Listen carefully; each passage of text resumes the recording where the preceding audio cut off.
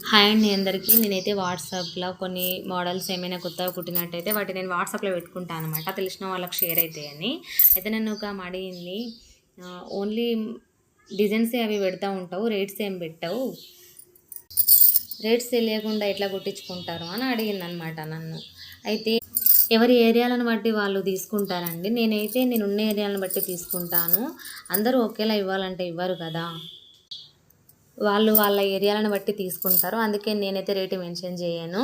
ఇంతేనండి రీజను. ఏదో కావాలని అయితే ఏం కాదు. మీకేమనిపించిందో అయితే కామెంట్ సెక్షన్‌లో కామెంట్ చేయండి.